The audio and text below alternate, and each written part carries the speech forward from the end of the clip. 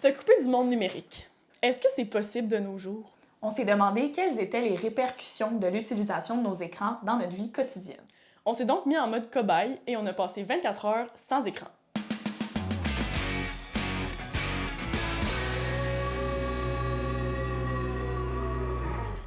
Bon, la première étape, c'est de regarder quelle est notre moyenne quotidienne pour cette semaine. Ok, attends, est-ce qu'on le regarde pas puis on se le dit après? OK. Vas-y. Ah! Combien? 3h20! Par jour? Ouais! Oh! Combien, toi? 7h10 par jour? Ouais, ça vient de monter à 4h. 4h04 What? minutes. Moi, ça vient de monter à 8 Oh non! OK. Oh non! Aïe, aïe, aïe. Ce qu'il faut savoir, c'est que le calcul de temps d'écran d'Apple prend en considération chaque application, même celle qu'on utilise sans nécessairement regarder l'écran, donc Google Maps, musique, même les applications de balado. Ce qui fait en sorte que ça a une tendance à augmenter le temps d'écran, mais ça reste qu'on peut quand même se référer à ça pour avoir une idée générale de notre temps d'écran. Pour le mouvement là, de lutter contre la sédentarité, il y a une organisation qui recommande de ne pas faire plus que 3 heures passées 18 ans, donc par jour. Nous, ce qu'on dit, c'est que ça, c'est les recommandations, mais ce qu'on note, c'est qu'à partir de 4 heures, il y a quand même cette population-là qui fait 4 heures ou plus par jour en tout temps, et est en moins bonne santé, bouge moins et tout ça. Mais ce n'est pas des gens qui sont dépendants, mais c'est des gens qui subissent, disons, des impacts sur leur bien-être et leur qualité de vie. C'est la journée sans écran qui débute, donc pas de cellulaire, pas d'ordinateur, pas de télé. On est samedi, je pense que ça va être peut-être un peu plus difficile parce que d'habitude le samedi, j'ai plus de temps à perdre. Mais là, pas d'écran, donc des loisirs autres à trouver. Journée sans écran. Faut que je me rende chez Léa, mais je me souviens plus de son adresse par cœur. Par contre, quand je me prépare le matin, je mets souvent la radio, sinon je mets de la musique. Mais là, fait que je vais chanter.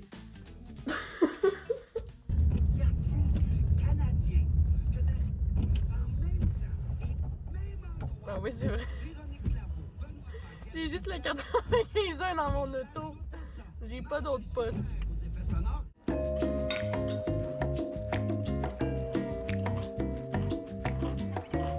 Bon, on s'en va au bureau en gros, Ouais, bureau en gros mission. mais je sais pas c'est où, fait que j'ai amené ma carte. Pas de Google Maps, hein? Non, non, non, Ça pas de paraît. old fashion. Old fashion.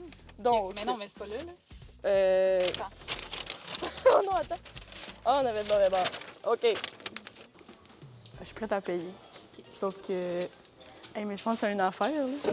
Ben, c'est parce que je peux pas payer avec mon téléphone. Rien d'autre? Non, mais je paye tout le temps avec mon cell. Je paye jamais avec les cartes. Ça fait 2 ans que j'ai pas de carte de débit.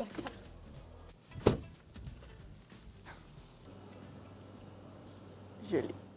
On dit souvent que quand on se compare, on se console. Étant découragé de notre temps d'écran, on est allé sonder la population ukrainienne pour savoir, eux, c'était quoi leur temps d'écran. C'est quoi votre moyenne de temps d'écran par jour, mettons? Moi, c'est 10h30. 7h15, à peu près. 7h44. 10h50. 8h16. OK. Puis c'est quoi l'application que tu utilises le plus? TikTok. OK. J'ai une moyenne de 5h40 par jour. OK. C'est quand même beaucoup. 7h. Ça vient juste d'augmenter, 7h par jour, en fait. Téléphone, c'est 1h15 environ. La presse, Outlook, Teams, Mail. YouTube. J'utilise YouTube pour m'endormir le soir. Mais c'est vraiment un gros problème au point que hier, j'ai communiqué avec mon ami pour lui demander de me confisquer mon téléphone pour notre période d'études de tantôt. Fait qu'on est rendu là. Presque 20 là, presque une personne sur 5 fait une utilisation qu'on qualifierait d'intensive. Et donc, ce que ça veut dire, c'est que pour une grande partie de ces gens-là, pas tous, mais pour une grande partie, il va avoir des conséquences qui peuvent nuire à leur vie de façon assez importante. L'Institut national de la santé publique du Québec indique plusieurs effets, physiques et mentaux, que les écrans peuvent avoir sur une personne, tout dépendant de l'utilisation qu'elle en fait.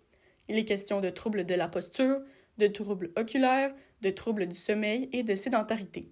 Les écrans, par le biais des réseaux sociaux, peuvent aussi mener à la dépendance et au développement de problèmes d'estime de soi ou d'image corporelle. Des propos que Jean-François Biron nuance.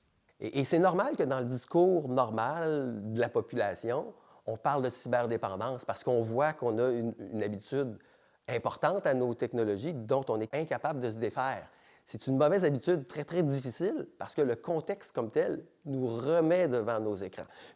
En ce moment, je vous dirais qu'on a un problème, disons, un enjeu important d'équilibre dans l'utilisation des écrans pour en tirer le meilleur. Souvent, les gens qui font des exercices de déconnexion, par exemple, maintenant, ça devient un peu à la mode de prendre un temps de se déconnecter.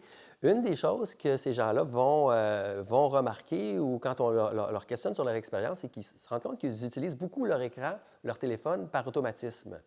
Et donc, c'est très ancré. Ça veut dire que si on veut le déconstruire, on peut le déconstruire aussi en se créant d'autres habitudes ou en défaisant doucement.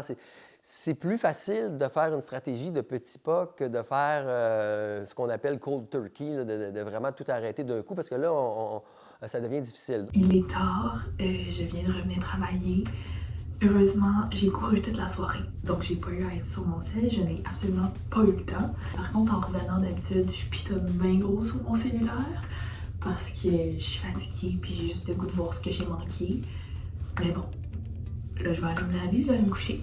Bon, ben, ça a fait 24 heures que j'avais pas touché à mon téléphone. Pour vrai, j'ai aimé ça. C'était pas...